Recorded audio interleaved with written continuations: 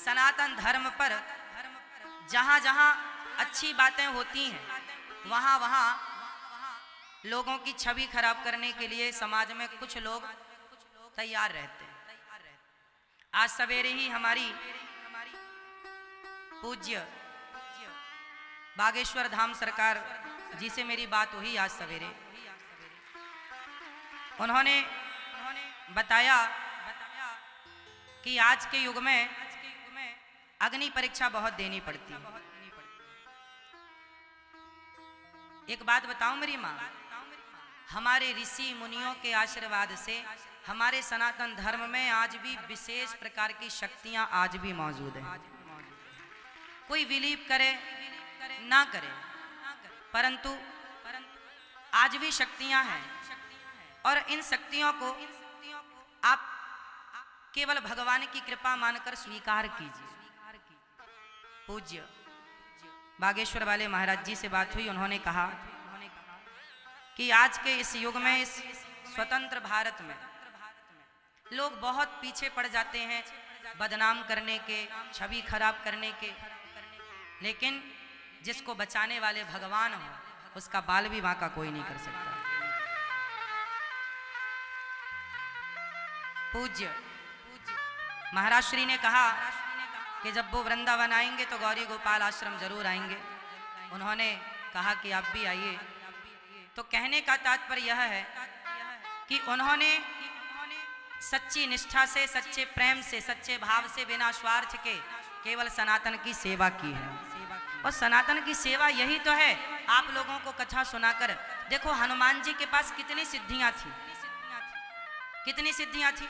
अष्ट सिद्धि नवनिधि के दाता, लेकिन वो हनुमान जी सदा राम जी के चरणों में बैठे रहते थे। तो कहने का अर्थ ये है कि स्वामी जी, चाहे ये दास अनिरुद्ध हो, चाहे बागेश्वर वाले स्वामी जी हो, हम दोनों का और ऐसे तमाम हमारे देश के कथावाचक केवल आपको सच्ची अच्छी कथा सुनाकर भगवान के चरणों तक ही तो पहुंचाते हैं। केवल यही तो कहते हैं, झूठ मत बोलो, शराब मत पियो, गलत रास्ते पर मत चलो। और ये सुन सुन करके आज लोग सुधर रहे हैं, सही रास्ते पर आ रहे हैं। पर देखिए, उस सही रास्ते पर आ रहे हैं लोग, फिर भी देखिए आज यहाँ कथा में पांडाल अंदर खाली है और बाहर लोग बैठे हैं, बेचारी माताएं बहनें रो रही हैं, फिर भी आने नहीं दिया जा रहा है। प्रिय भक्तों, इस धरती पर सबसे बड़ा चमत्कार यही है कि भगवान की कथा श्रवण करने के लिए आज भी हजारों भक्तों के हृदय में, लाखों भक्तों के हृदय में प्रेम है। इस घोर कलयुग में भी भगवान के लिए इतनी श्रद्धा, इतना प्रेम है। यही कृपा, यही चमत्कार। आप दूर दूर से आते हैं, कथा सुनते हैं। आप सबको बारंबार नमन, बारंबार कोटि कोटि आपको प्रणाम कि आपने समय निकाल करके कथा को श्रवण किया है। और मैं आपसे निवेदन करूंगा कि कथा जहां हो, जब जब हो, हमें कथाओं में जुड़ना चाहिए। टीवी पर, यूट्यूब पर कथाएं देखते रहो, बच्चों को सुनाते रहो। आज के युग में समाज में जो शिक्षाएं हमें मिल रही हैं, उन शिक्षाओं से हमारा हित नहीं है। हमारी शिक्षा के साथ जब तक संस्कार नहीं जुड़ेगा, तब तक वह शिक्षा हितकर नहीं होगी। इसलिए शिक्षा के साथ क्या जुड़ना जरूरी है? संस्कार जुड़ना जरूरी। पर भगवान सबके रक्षक हैं। भगवान से हम यही मंगल कामना करते हैं कि भगवान सबकी रक्षा करें। और भगवान, हम लोग कौन हैं? केवल भगवान की कथा सुनाकर आपको सही मार्ग पर ले जाते हैं और सुनाते ही नहीं हैं, सेवा करके दिखाते इसलिए हैं कि आप सुनकर सीखो या देखकर सीखो, बस सीख जाओ। या सुनकर सीख लो या देखकर सीख जाओ। ये हमारा देश हमारे ऋषि मुनियों का, इसलिए सबको मिलजुल करके सनातन धर्म की सेवा। आज सनातन धर्म कितना बिखरता जा रहा है।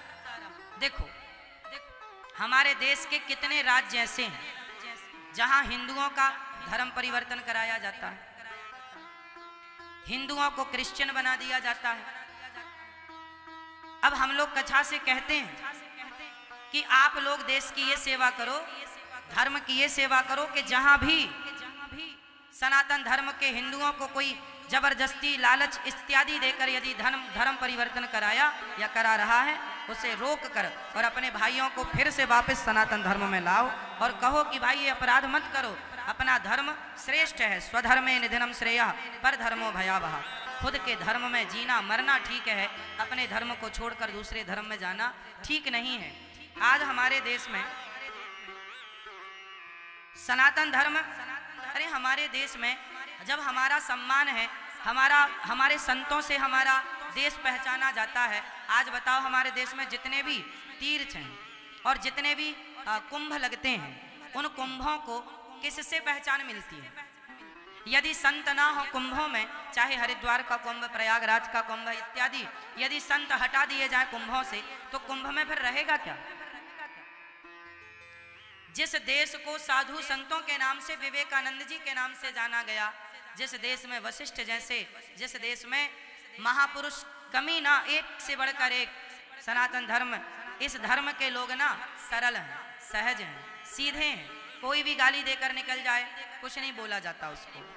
इसलिए आपसे मेरी प्रार्थना रहेगी कि ऐसी पिक्चरों का बहिष्कार कीजिए जो हमारे सनातन धर्म के खिलाफ काम कर रहे हैं। इसलिए हम सनातनियों को सबसे ज़्यादा जरूरी है कि पहले हम सभी, आप किसी भी संत का, किसी भी साधु का सम्मान, सारे संत साधे, सारे साधु जो भी कथा सुनाने वाले हैं, जो भी आपको अच्छी राह दे रहे हैं, सभी गुरु तुल्य हैं और सही रास्ते पर चलाने वाले लोगों को आप आदर दें, सबका सम्मान करें।